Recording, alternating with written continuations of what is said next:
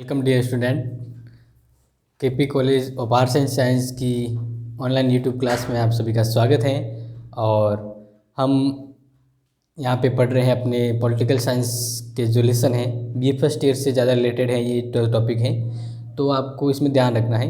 हम ये कंटिन्यू पढ़ रहे हैं। तो मेरा नाम भरत कुमार है और हम पढ़ रहे हैं पॉलिटिकल साइंस का बी फर्स्ट ईयर का 6 लेसन, जो इसका ये दूसरा पार्ट है इस लेसन का। तो फर्स्ट पार्ट इससे पहले वाला जो वीडियो था उसमें हमने पढ़ा है अच्छे से। तो आज जो है अपना 6 लेसन का ही सेकंड पार्ट है, मतलब जो बचा हुआ जो लेसन है वो हम इस अपने वीडियो में पढ़ेंगे, अध्ययन करेंगे।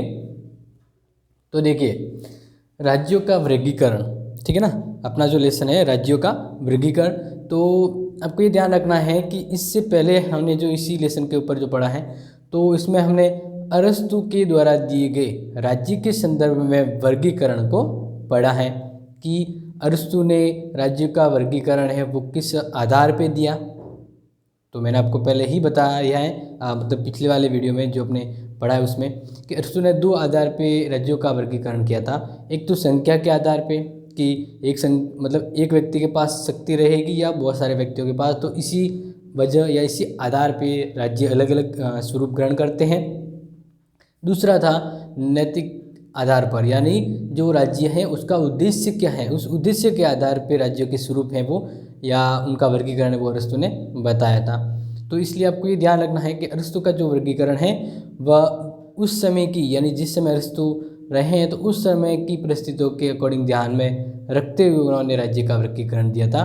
तो कुछ विद्वानों ने कहकर आलोचना की थी कि अरस्तु का जो राज्य के संदर्भ में जो वर्गीकरण है वो राज्यों का वर्गीकरण न होकर सरकार का वर्गीकरण है। तो ये आलोचना है वो यहाँ पे दूसरे विद्वान जैसे वॉन मेल है या गार्नर है, उन्होंने ये कहा था।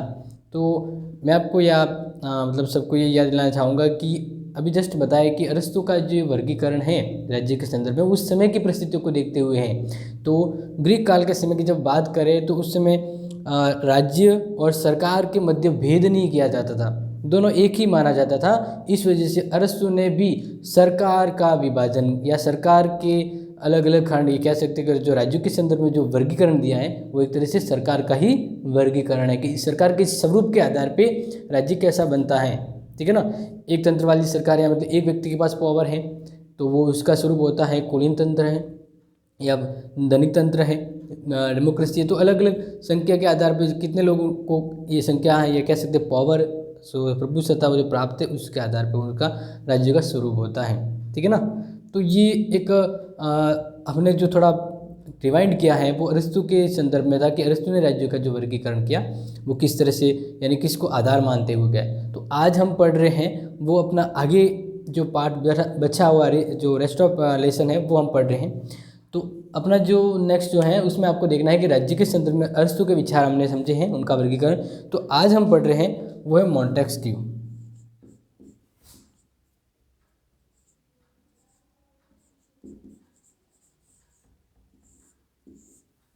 ठीक है ना। तो आपको ये ध्यान रखना है कि जिस तरह से अरस्तु ने राज्य की वर्गीकरण को हमारे सामने प्रस्तुत करने का मतलब समझाया है और जो हमने समझा है, तो इसी तरह मॉन्टेस्क्यू ने भी अपने विचारों को या अपने अनुसार राज्य का वर्गीकरण दिया है कि राज्य का जो स्वरूप है वो किस तरह से, यानी किस तरह के राज्य की व्यवस्था या राज्य का जो स्वरूप है वो कायम होगा। तो आपको देखना है, जैसे मैंने आपको पहले बताया था, इस लेसन को हम आधुनिक और परंपरा के दोनों दृष्टिकोण से पढ़ रहे हैं, ठीक है ना। तो जो मॉन्टेस्क्यू हैं उनको आधुनिक लेखकों में माना गया है। तो उन्होंने आधुनिक लेखों में मॉन्टेस्क्यू ने सरकार का निम्न वर्गीकरण किया है, यानी इन्होंने भी राज्य का वर्गीकरण किया है, मतलब राज्य और सरकार एक माना है इसलिए सरकार का वर्गीकरण किया है। तो आपको ध्यान रखना है,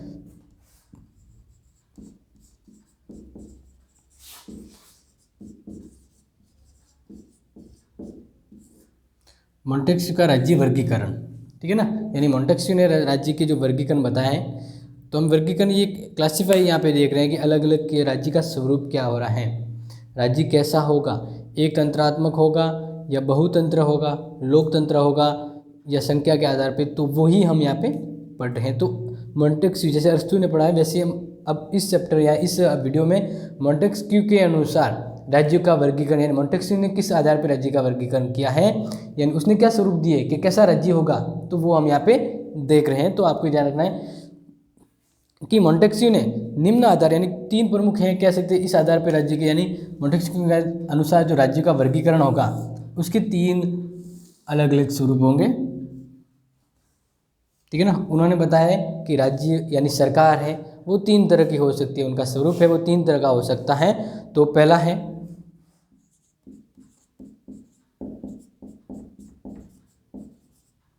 गणतंत्रात्मक। मोंटेस्क्यू कहता है कि राज्य यानी सरकार का जो वर्गीकरण है, तो सरकार को हम यहाँ पे राज्य के संदर्भ में समझ रहे हैं, क्योंकि ये पहले ग्रीक काल के जो विद्वान उन्होंने एक ही माना है, तो हम यहाँ पे वो समझ रहे हैं कि राज्य कैसा होगा, या तो गणतंत्र वाला होगा, गणतंत्रात्मक होगा, ठीक है, या दूसरा हम इसका अपोजिट देखें राजतंत्रात्मक, ठीक है। और तीसरा जो मोंटेस्क्यू ने राज्य के वर्गीकरण का जो प्रकार बताया है उनके अनुसार वो है निरंकुश,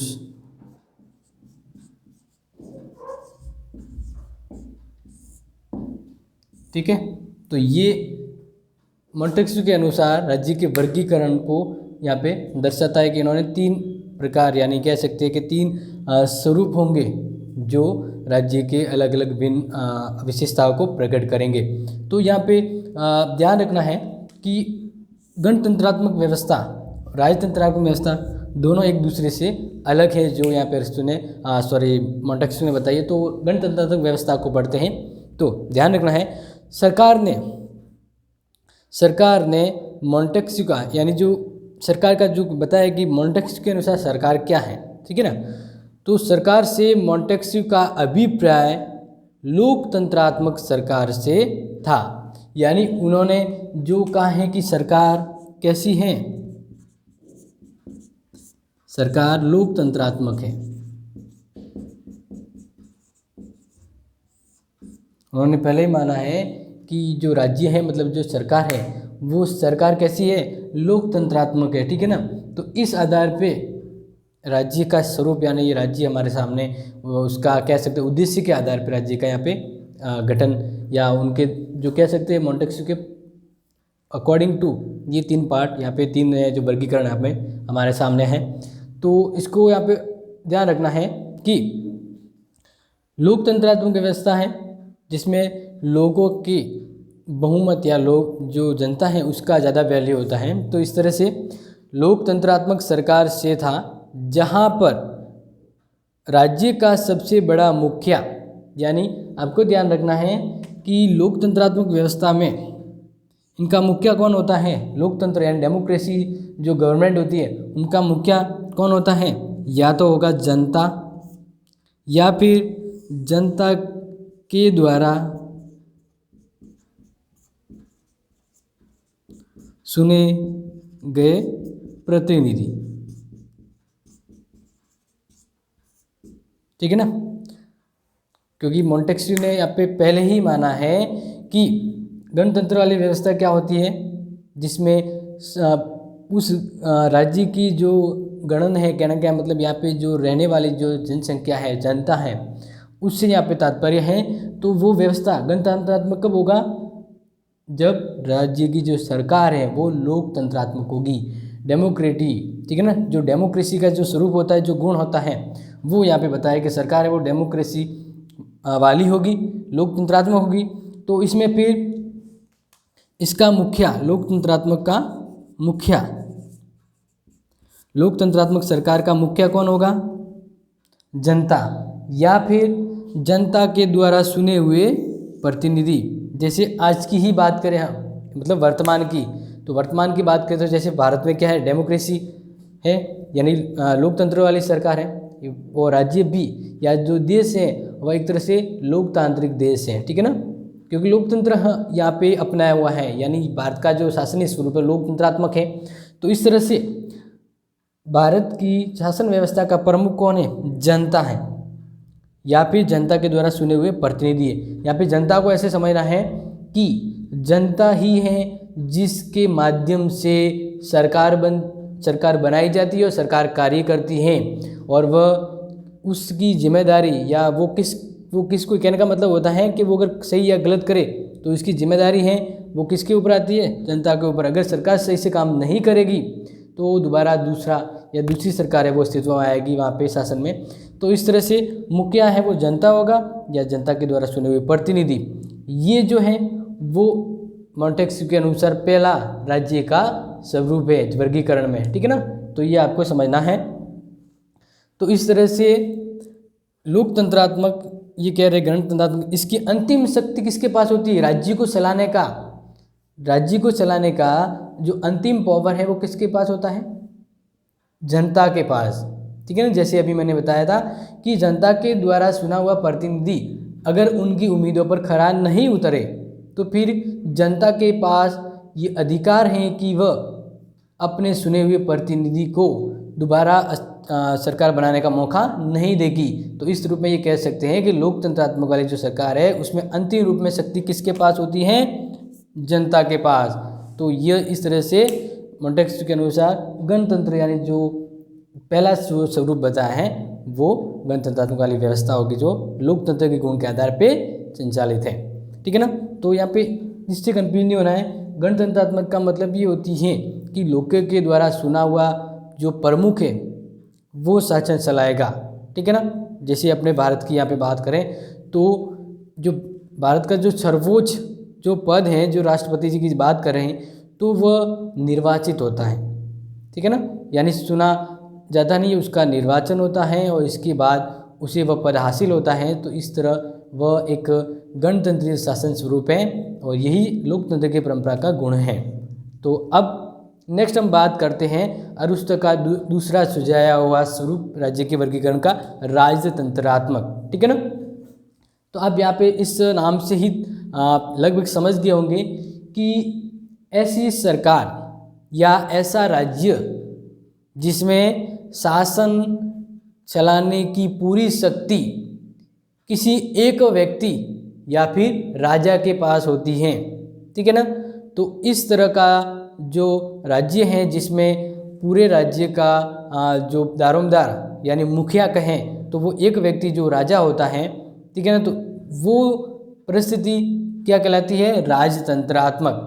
लेकिन यहाँ पे आपको ध्यान रखना है कि दो यहाँ पे दोनों को एक तरह से एक समझ लिया तो दूसरा इजी से हो जाएगा लेने को। तो ये ध्यान रखना है कि इसका जो प्रमुख होता है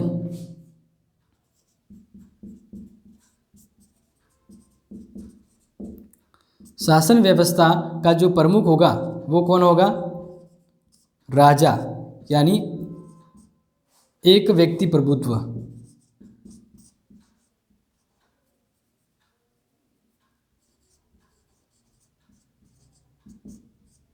इसका मतलब ये है कि राजतंत्रात्मक व्यवस्था में राज्य को चलाने की जो पूरी शक्तियां होती हैं वो एक व्यक्ति के पास होती हैं, ठीक है ना, जिसको हम यहाँ पे राजा कह सकते हैं, ठीक है ना।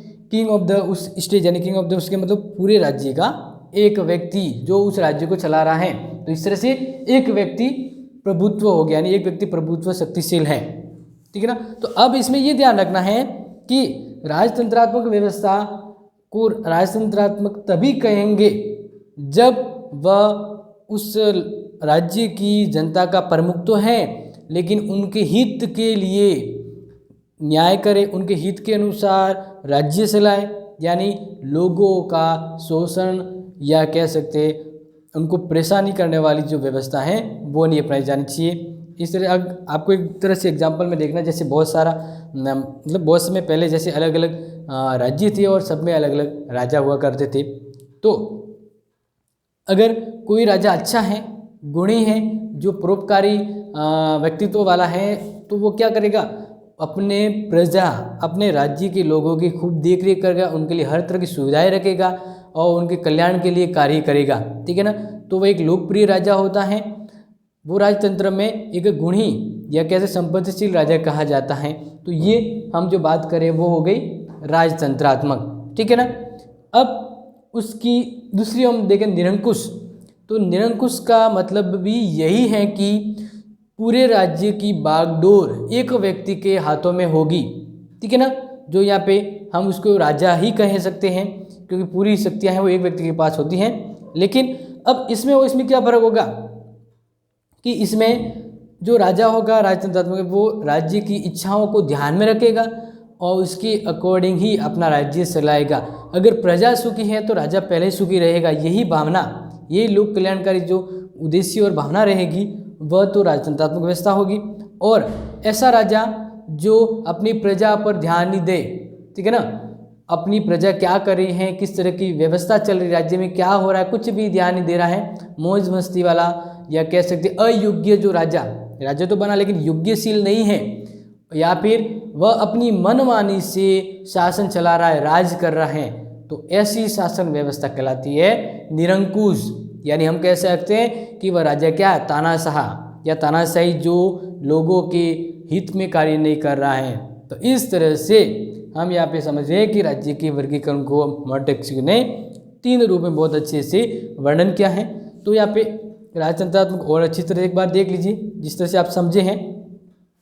तो राजतंत्रात्मक सरकार ऐसी सरकार को कहा जाता है जहाँ पर राजा के पास शासन की अंतिम शक्ति हो, परंतु उस शासन को धर्म, निश्चित परंपराओं, कानून और जनहित के अनुसार चलाया जा सके, तो वह शासन व्यवस्था का राजतंत्रात्मक रूप होगा। ठीक है ना, यानी ये जो राजा है वो लोकहित में कार्य करेगा।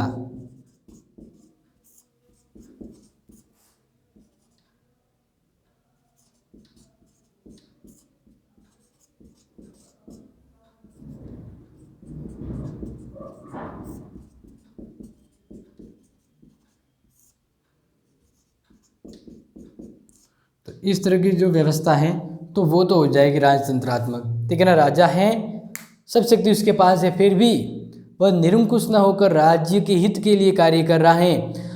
जो राज्य के हित के लिए हैं वो परंपराओं को वो पालन करेगा, नैतिक उद्देश्य को ध्यान में रखते हुए कार्य करेगा, राजतंत्रात्मक। और निरंकुश जैसे मैंने बताया था, तो इसको और एक तरह से समझ लीजिए, निरंकुश सरकार या निरंकुश राज्य ऐसा होगा जहां शासक जनहित की अधिक परवाह न करे, यानी लोगों के हित के लिए राज्य चलाना है तो उसके बारे में सोचना है तो वो नहीं करेगा।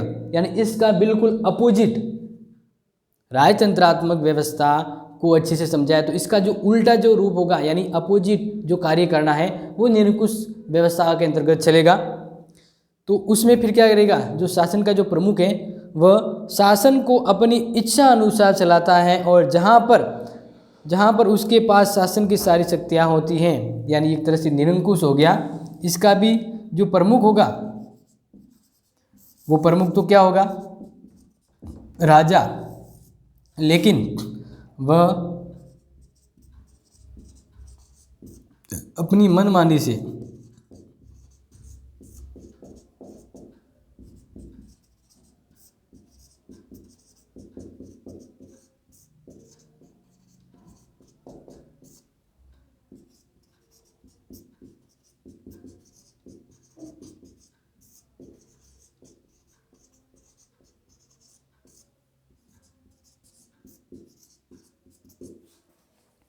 ठीक है ना। तो इस तरह से आपको समझना है कि निरंकुश व्यवस्था में जो शासन का जो प्रमुख होता है वो राजा ही है, लेकिन वह एक तानाशाही रवैया अपना ले।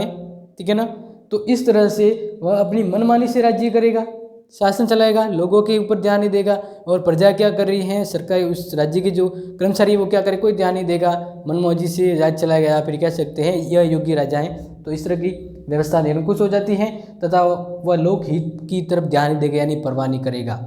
तो ये हम समझ गए हैं मॉन्टेस्क्यू के अनुसार सरकार का वर्गीकरण। ठीक है ना, ये आपको बहुत अच्छे समझ में आ गया होगा, और साथ ही साथ जो आपको इम्पोर्टेंट लग रहे हैं उनको आप नोट डाउन करते रहिए।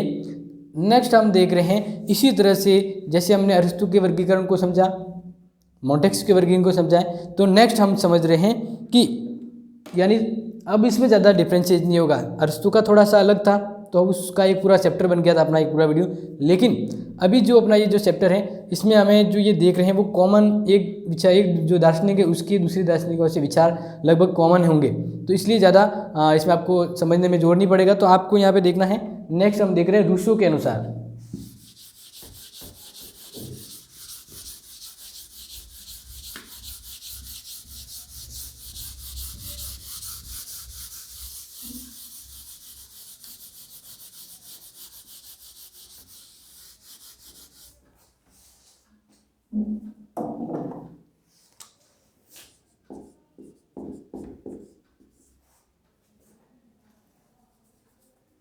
तो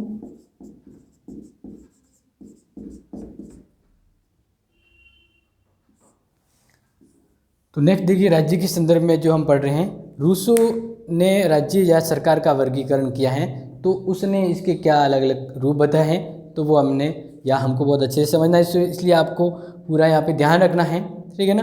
तो देखिए नेक्स्ट है यहाँ पे कि रूसो ने राज्य के जो वर्गीकरण किए हैं उसमें उन्होंने विशेष रूप से सरकार को ही ध्यान में रखा है, ठीक है ना। तो अब यहाँ पे आपको ध्यान रखना है कि उसने राज्य के अंदर जो चल रही जो व्यवस्था है उसको राज्य के जो प्रमुख हैं उनके संदर्भ में देखा है। तो इस तरह से उसने भी यहाँ पे बताया है कि एक तो राज्य का जो यानी कह सकते सरकार का स्वरूप होगा वो क्या होगा, राजतंत्र वाला, यानी राजतंत्रात्मक, जो जस्ट अभी हमने इससे पहले पढ़ा है।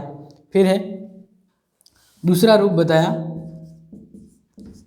कुलीन तंत्र, और तीसरा बताया है जनतंत्र, ठीक है ना। तो इस तरह से आपको ये समझना है कि राज्य के वर्गीकरण में सरकार को यहाँ पे ध्यान में रखते हुए उसकी 3 रूप बताए हैं कि राज्य किस तरह का हो सकता है, वो सरकार का जो स्वरूप है। तो रूसो के अनुसार एक तो राजतंत्र की व्यवस्था या राजतंत्र का जो स्वरूप हो सकता है राज्य का, या कुलीन तंत्र हो सकता है, या फिर जनतंत्रीय व्यवस्था हो सकती है राज्य की। तो अब लगभग आपको पिछले जो हमने पढ़े कॉमन ही है, फिर भी हम आपको इनके अर्थ समझा देते हैं जो रूसो ने यहाँ पे बताए हैं। तो राजतंत्र तो मैंने जैसे अभी जस्ट बताया था कि राजतंत्रीय व्यवस्था वह है जिसमें शासन का प्रमुख कौन होगा, हाँ कौन होगा, राजा, ठीक है ना। शासन का प्रमुख होगा राजा, ठीक है। और वह लोकहित में अगर कार्य करेगा तो इस तरह से जो शासन का जो स्वरूप होगा वो राजतंत्र होगा, यानी राज्य की संपूर्ण शक्ति है वो एक ही व्यक्ति के हाथों में केंद्रित होती है, तो वो राजतंत्र कहलाता है, ठीक है ना। जैसे हमने हिस्ट्री में पढ़े होंगे राजाओं के शासन व्यवस्था को, उनके राज कार्य को, या चंद्रगुप्त के समय की बात करें मौर्य वंश में, ठीक है ना, या गुप्त वंश की, तो उन राजाओं में या उनके समय जो राज्य था वो इस तरह का ही था राजतंत्र, ठीक है ना। लेकिन उसमें कुछ राजा जो एक तरह से तानाशाही हो जाते थे, प्रजा का ध्यान नहीं देते थे, ठीक है ना। जैसे समझ लें कि चंद्रगुप्त मौर्य ने, एक थोड़ा सा हिस्ट्री का हम टॉपिक देखते हैं, तो चंद्रगुप्त मौर्य ने धनानंद जो है गणानंद, उसके साम्राज्य को समाप्त किया था, क्योंकि वह उसकी राज व्यवस्था पर ध्यान नहीं दे रहा था, या वह एक तरह से लापरवाह हो गया था राजा, ठीक है ना, अपने कर्तव्य से विमुख।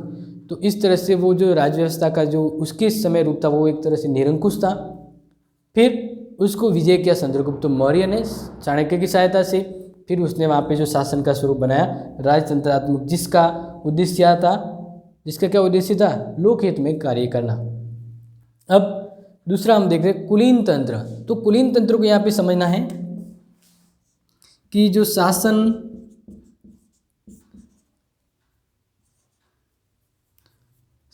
चलाने की या संचालन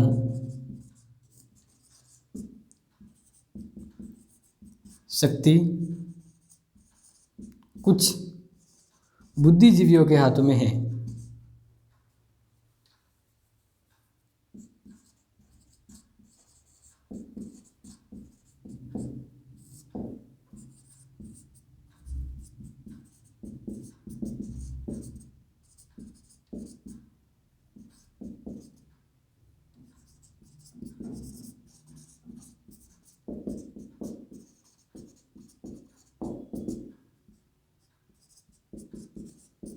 तो यहाँ पे ध्यान रखना है कि कुलीन तंत्रीय जो व्यवस्था है वो क्या होगी।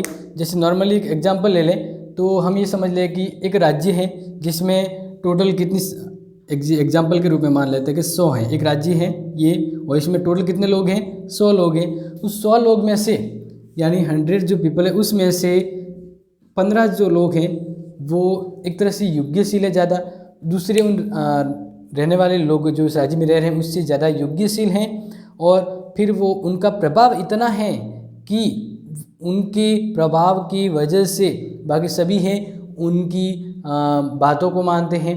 तो इस तरह से वो जो 15 लोग होते हैं, यानी कुछ जो बुद्धिशील है वो फिर उस शासन को अपने नियंत्रण में रखते हैं और इसके अकॉर्डिंग शासन व्यवस्था को चलाते हैं। तो इस तरह से आपको समझना है कुलीन तंत्रीय शासन व्यवस्था वह है जिसमें शासन चलाने की शक्ति कुछ बुद्धिजीवियों के हाथों में रहे और वह इस व्यवस्था का कुलीन तंत्रीय रूप कहलाएगा।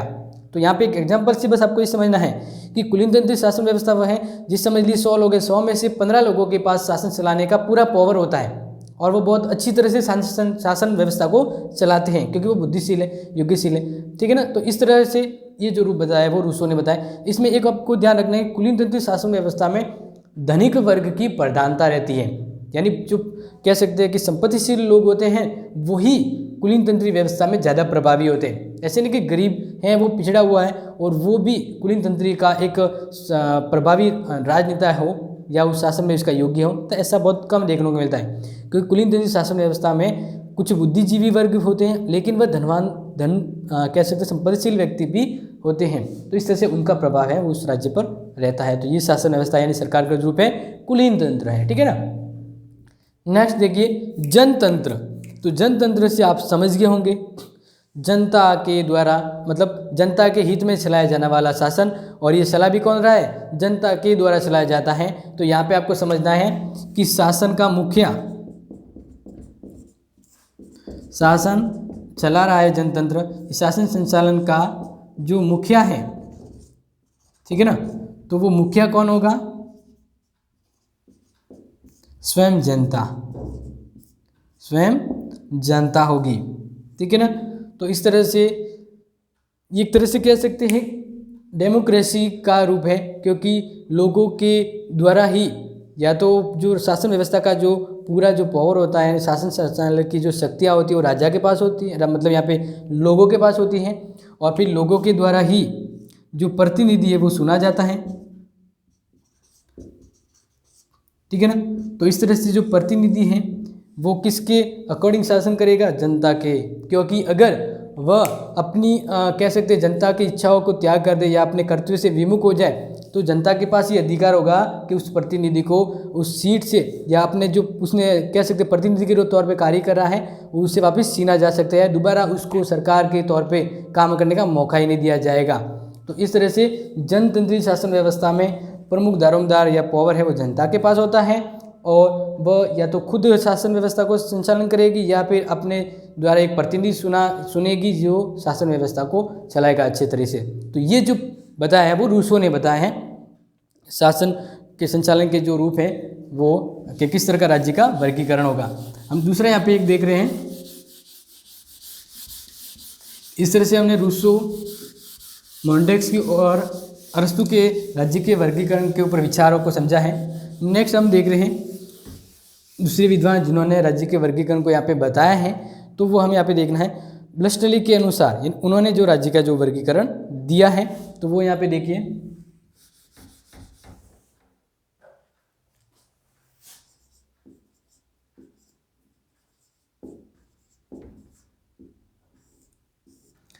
ब्लस्टली के अनुसार राज्य का स्वरूप, जो सरकार का स्वरूप क्या होगा, किस तरह की व्यवस्था होगी, यानी उन्होंने क्या बताया कि राज्य का स्वरूप है वो किस तरह का होगा, जैसे जिस तरह से अन्य विद्वानों ने कहा है। तो यहाँ पे आपको ध्यान रखना है ब्लस्टली ने अरस्तु के वर्गीकरण को आधार माना है, यानी जैसे मैंने बताया था अरस्तु का जो वर्गीकरण वो सबसे पहले वैज्ञानिक वर्गीकरण है राज्य के वर्गीकरण के संदर्भ में। तो ब्लस्टली ने अरस्तु के वर्गीकरण को ही एक आधार माना है और ये बताया है कि उसके जो प्रकार बताए थे उसमें एक और जो प्रकार है क्या राज्य का स्वरूप है वो जोड़ा है। वो जैसे आपको बताया कि अरस्तु ने अलग अलग भेद बताए थे, तो उसमें से कुछ एक जो है उन्होंने बताया है। ब्लस्टली ने एक तरह तो बताया है कि राजतंत्र होगा, एक होगा राजतंत्र, दूसरा कुलीन तंत्र,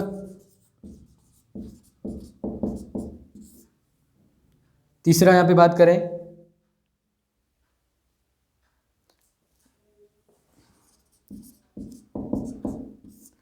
एक नया रूप बताया है ब्लस्टली ने, वो है देवतंत्र। ठीक है ना, देवतंत्र। तो इस तरह से आप ये समझ गए होंगे कि ये रिपीट हो रहा है क्योंकि विद्वान है वो एक दूसरे से सहमत है तो वो उन्हीं तत्वों को वापस समायोजित करें और कुछ उनको अलग लगे तो एक नया व्यवस्था वो जोड़ रहे हैं। तो ब्लस्टली ने ये कहा है कि जो जिस तरह से ये जो स्वरूप बताया वो अरस्तु के ही हैं, इसको आधार मानते हुए एक और राज्य का स्वरूप बताया है कि वो क्या हो सकता है, देवतंत्र हो सकता है। तो जैसे आपको मैंने पहले ही बताया कि राजतंत्र क्या है, राजतंत्री जो व्यवस्था है राजा प्रमुख है। कुलीन तंत्री व्यवस्था कुछ लोगों के द्वारा चलाई जा रही सरकार, ठीक है ना। जनतंत्र लोगों की सरकार, पूरा प्रतिनिधित्व लोगों के ऊपर होगा, लोगों के पास होगा। अब यहाँ पे एक अलग रूप है जो ब्लस्टली ने बताया अपने अनुसार कि राज्य के वर्गीकरण में एक स्वरूप ये भी होगा, देवतंत्र।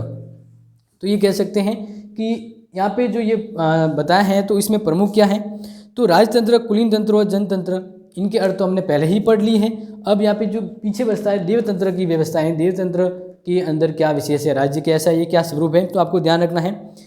देवतंत्र में राज सत्ता का अंतिम स्रोत, ठीक है ना, शासन संचालन, इसके यानी ये जो शासन व्यवस्था है, इस शासन व्यवस्था के संचालन का जो स्रोत है वो यहाँ पे क्या मान रहे हैं इस शासन व्यवस्था में, ईश्वर को। जैसे पहले नाम से ही पता है देवतंत्र, जिसमें इस तरह की शासन व्यवस्था में जो देवता है उसका प्रभाव ज़्यादा रहा है। ऐसा राज्य शासन का ऐसा स्वरूप जिसमें देवतंत्र गुणों को ज़्यादा महत्व दिया गया है। तो इसमें जो स्रोत है वो ईश्वरीय गुण को अपनाया गया है। तो इस तरह से आपको ध्यान रखना है।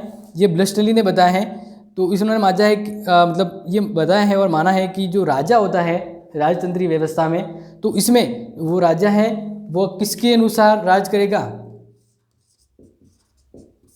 यानी राजा है वो देवतंत्री व्यवस्था में शासन संचालन का कार्य है वो इसके ऊपर होगा, और इसके पास या इसको अधिकार कौन दे रहा है राज्य करने का, ईश्वर।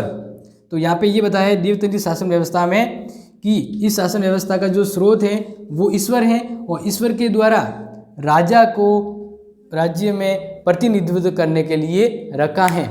समझ रहे हैं ना आप, मैं ये बता रहा हूँ कि ब्लस्टली के अनुसार उन्होंने ये माना है कि राज्य में एक राजा होगा जो ईश्वर के प्रतिनिधित्व के तौर पे उस शासन उस राज्य में राज करेगा। प्रतिनिधित्व जैसे मैं बताया अभी कि जैसे जनतंत्र होता है, तो जनतंत्र में प्रमुख कौन होता है, स्रोत, जिससे शक्ति प्राप्त होती है, जनता। जनता स्रोत है, तो जनता के द्वारा फिर चुना जाता प्रतिनिधि है वो शासन चलाता है। तो ऐसे ही देवतंत्र में स्रोत कौन है, ईश्वर, और ईश्वर के द्वारा या ईश्वर का एक प्रतिनिधि है राजा, वो राज्य को संचालन करता है, राज्य व्यवस्था को आगे बढ़ाता है, ठीक है ना। तो ये यहाँ पे बताया है। तो अब इसमें कोई डिफरेंशिएट नहीं था, ये इजी था जो हमने पढ़ा है, इससे कोई अलग विचारधारा है वो राज्य के संदर्भ में नहीं बताई है। तो यहाँ पे एक अलग टॉपिक जो देवतंत्र तत्व था वो हम यहाँ पे समझा है। तो अब जब नेक्स्ट हम पढ़ेंगे तो एक और दो अन्य विद्वान और रहे हैं जैसे कि मैरियट और लिकॉक, तो उनके विचारों को हम समझेंगे अगले वीडियो में जो उन्होंने राज्य के संदर्भ में दिए हैं, ठीक है ना। तो तब तक आपको इससे पहले जो अरस्तु का जो अपना पहला वीडियो था अरस्तु के अनुसार राज्य के वर्गीकरण बताया था वो आपको समझना है ताकि ये और भी अच्छे से समझ आ जाए। और नेक्स्ट हम जो पढ़ेंगे जो दो विचारक रह गए हैं उनके राज्य के संदर्भ विचार वो अपने नेक्स्ट वीडियो में पढ़ेंगे। तब तक पढ़ते रहिए हैं और सोशल डिस्टेंसिंग का ध्यान रखना है, और वैसे ही स्ट्रिक्टली है कि मास्क अनिवार्य है, तो आप इसको विशेष तौर से ध्यान रखें। Have a nice day and thank you.